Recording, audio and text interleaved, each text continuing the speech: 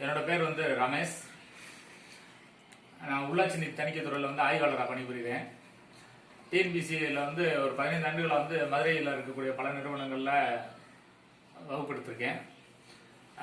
வாரியார் இலவச கல்வி மையம் சொல்லி ஒரு 9 ஆண்டுகளாக வந்து மதுரையில் நடத்திட்டு வரோம். இதன் மூலமாக பல பேர் வெற்றி அடைஞ்சிருக்காங்க. இது அடுத்த கட்டத்துக்கு எடுத்துகிட்டு போவான் அப்படின்ற ஒரு நோக்கத்தில் வந்து இணைய வழி வகுப்பு எடுக்கலான்ற ஒரு உத்தேசத்து இன்னைக்கு முதல் வகுப்பு எடுக்கலாம்னு ஆரம்பிக்கிறோம். முதல்ல இது இணைய வழியில் வந்து இதுதான் முதல் வகுப்பு. அதுக்கு போகிறதுக்கு முழுக்க எளிய முறையில் வேலை வாங்குறதுக்கு ஒரு 8 மாதங்கள் மட்டும் ஸ்பெண்ட் பண்ணணும்னா எளிய வகையில் வந்து ஈஸியான எக்ஸாம் எதுன்னு கேட்டிங்கன்னா குரூப் 4 குரூப் 2A. குரூப் 4க்கு வந்து குவாலிஃபிகேஷன் வந்து 10th குவாலிஃபிகேஷனு. குரூப் 2Aக்கு வந்து நான் இன்டர்வியூ போஸ்ட்டு. அதுக்கு வந்து டிகிரி குவாலிஃபிகேஷனு. பட்டப்படிப்பு படிச்சிருந்தா அப்போ பயிற்சியில் தான் ஒரே தேர்வு தான். 100 GK 100 லாங்குவேஜ் இருக்கும். லாங்குவேஜ் வந்து தமிழ் அல்லது இங்கிலீஷ் எடுத்துக்கலாம். General Tamil or general English எடுத்துக்கலாம். லாங்குவேஜ் வந்து 10th ஸ்டாண்டர்ட் தான். ரெண்டுக்குமே 10th ஸ்டாண்டர்ட் லெவல் தான். குரூப் 4க்கும் குரூப் 2க்குமே லாங்குவேஜ் வந்து 10th ஸ்டாண்டர்ட் லெவல் தான். குரூப் 4க்கு வந்து GK வந்து 100மே 10th ஸ்டாண்டர்ட் லெவல் குரூப் 4க்கு. குரூப் 2Aக்கு வந்து டிகிரி ஸ்டாண்டர்ட்ல கேட்பாங்க. இது குரூப் 2 இருக்கு. மொத்தம் பேப்பர் வந்து 200 கொஸ்டின்.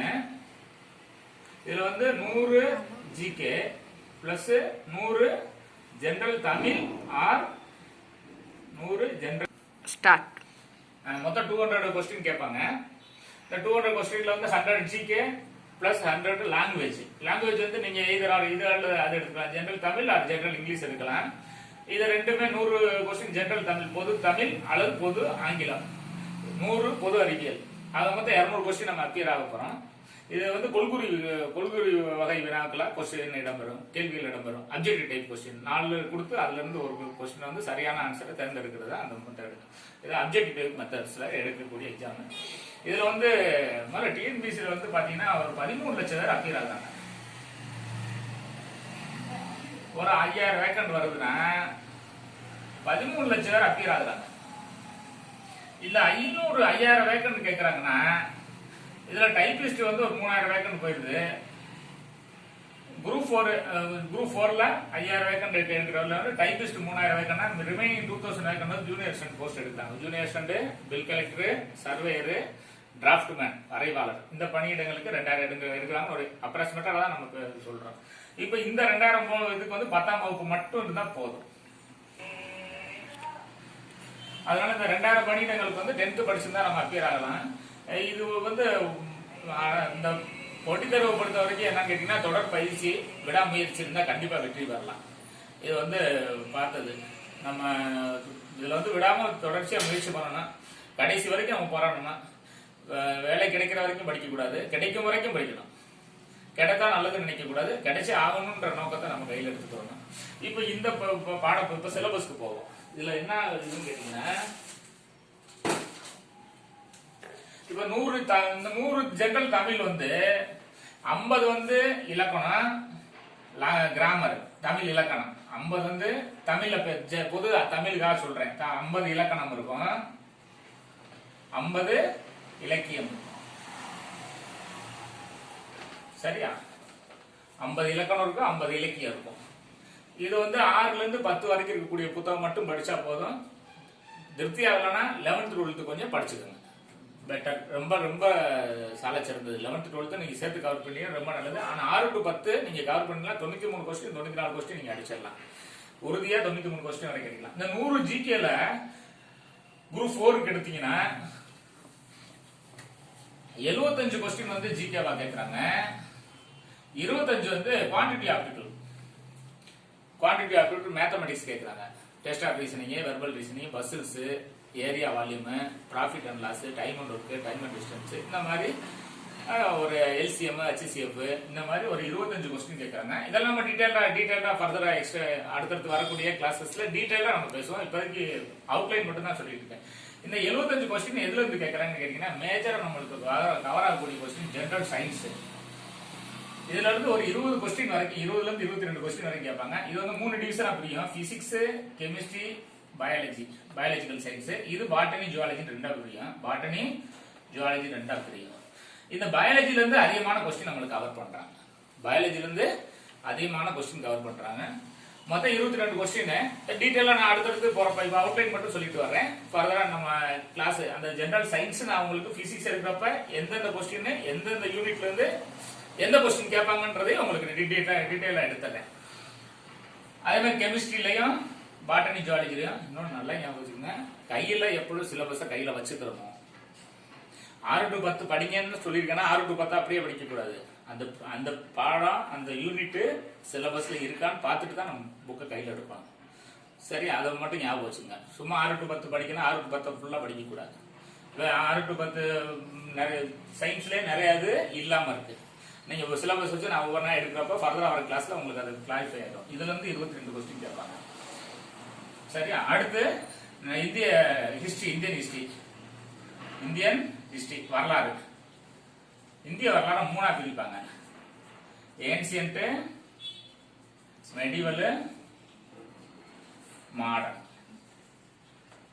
இது முற்கால வரலாறு, இடைக்கால வரலாறு, நவீன வரலாறு 3ஆ பிரிப்பாங்க. இந்த ஏன்சியன்ட் ஹிஸ்டரினா என்னன்னு கேட்டீங்கன்னா, சிந்து சமவெளி நாகரிக காலத்துல இருந்து டெல்லி சுல்தானியர்கள் முஸ்லிம்கள் 712 வரைக்கும் வரும், இல்லைன்னா 1026 வரைக்கும் வரும். டெல்லி சுல்தான்கள் 1206 டெல்லி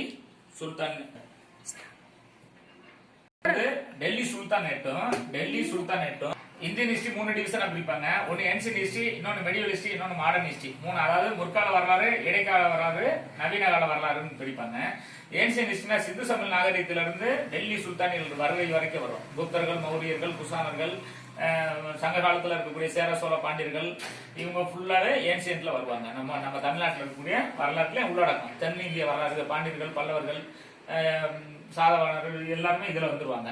இடைக்கால வரலாறுனா டெல்லி சுல்தானேட், டெல்லி சுல்தானேட்டும் முகல் எம்பரர், அடிமை வம்சம் கில்ஜி, துக்ளக், சையது, லோடி 5 வம்சம் ஆட்சி புரிவாங்க. அடுத்து முகலாய பேரரசர் பாபர் தோற்றுவிப்பாரு. பாபர், உமாயூன்,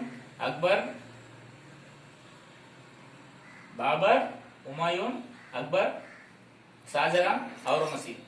அதன் தொடர்ச்சியா வர்றதுங்க வரைக்கும் இருப்பாங்க முகலாய பேரரசு இருக்கும்.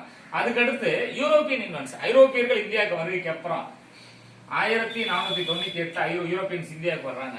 போர்ச்சுகீசியர்கள் ஃபர்ஸ்ட் இந்தியாவுக்கு வர்றாங்க, வாஸ்கோட காமா இந்தியாவுக்கு வர்றாங்க. அதுல இருந்து எடுத்துக்கிறாங்க சில வரலாற்று ஆசிரியர்கள். சில இதுல வந்து ஈஸ்ட் இந்தியா கம்பெனி 1600 டிசம்பர் 31 தொடங்குறாங்க. டிசம்பர் 31 தொடங்குறாங்க. அதுல இருந்து நம்மளுக்கு நவீன கால வரலாறு அல்லது தற்கால வரலாறுன்னு சொல்றாங்க. இதுலதான் நம்மளுக்கு அதிகமான கொஸ்டின் கேட்கறாங்க. இதுலயும் முக்கியமா 3 பிரிவா பிரிப்பாங்க.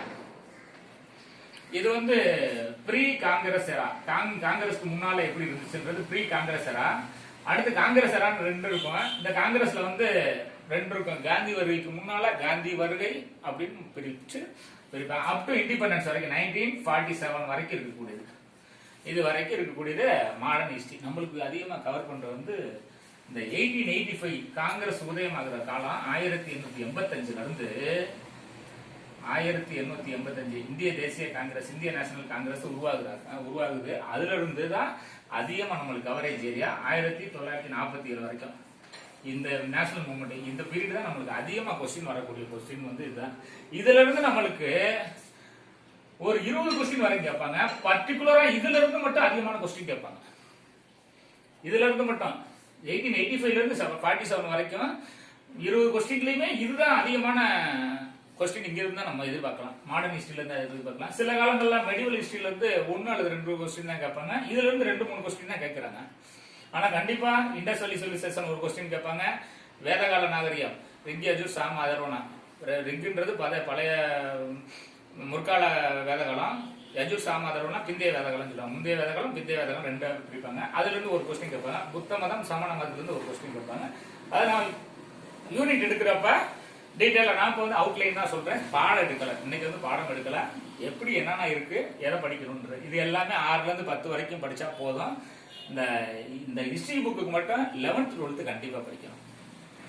கடைசியில புக்கு நான் சொல்ற புக்கெல்லாம் நீங்க வாங்கிக்கோங்க. தொடர்ச்சியா நான் ஒவ்வொரு கிளாஸ் அடுத்தடுத்த கிளாஸ்ல வந்து புக்கை நீங்க கையில வச்சுக்கோங்க. 2வது 20 கொஸ்டின் இதுல இருந்து கேட்பாங்க. அடுத்து பாலிட்டி, இந்தியன் பாலிட்டி, இந்திய அரசியல் அமைப்பு. இந்திய அரசியல் அமைப்புன்றதுல வந்து இந்தியன் கான்ஸ்டிடியூஷன், பொலிட்டிக்கல் பார்ட்டி, இதுதான் மேஜரா கவரிங் ஏரியா. கவர்னன்ஸ், ஸ்கீம்ஸ், இது ஃபுல்லா இந்தியன் பாலிட்டியில இருந்து ஒரு 20 கொஸ்டின் வரைக்கும் கேட்பாங்க. இதுதான் மேஜரா. இது 3 நீங்க பார்த்துட்டா அப்புறம் ஜாகிரபியில எடுத்தீங்கன்னா ஜாகிரபியில இருந்து ஒரு 7 கொஸ்டின் கேட்பாங்க. இந்த ஜாகிரபியை 2ஆ பிரிப்பாங்க. இந்தியன் ஜாகிரபி, வேர்ல்டு ஜாகிரபின்னு பிரிப்பாங்க. இந்த வேர்ல்டு ஜாகிரபியில ஜியாலஜி, பர்டிகுலரா ஜியாலஜி. இந்த வேர்ல்டு ஜாகிரபியில சோலார் சிஸ்டம் வந்துடும். Solar system. ஜியாலஜில வந்து பூமியை பத்தி படிக்கிறது. வெளியில இருக்கிறது வந்து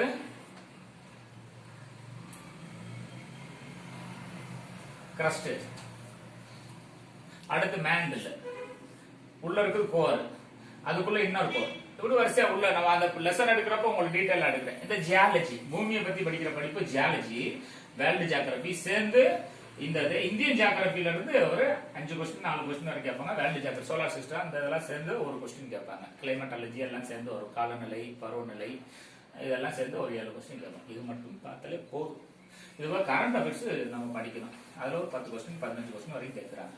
இதை மட்டும் நீங்க படிச்சீங்கன்னா ஒரு 170 வரைக்கும். முன்னாடிலாம் கட் ஆஃப் குறையா இருந்துச்சு. இப்ப அண்மை காலங்களில் வந்து தொடர்ச்சியா ஒரு 5-6 ஆண்டுகளில் வந்து கட் ஆஃப் ரொம்ப அதிகரிச்சிருச்சு. ஏன்னா அதிகமா நிறைய கல்வி கட்டுறவங்க நிறைய ஆயிட்டாங்க. அவைலபிலிட்டி, புக்கு சோர்ஸ் அவைலபிலிட்டி நிறைய கிடைச்சனால எல்லாருமே படிக்க ஆரம்பிச்சிடறாங்க. தொடர்ச்சியாவும் படிக்க ஆரம்பிச்சிடறாங்க. அதனால கட் ஆஃப் கூடி போயிருது.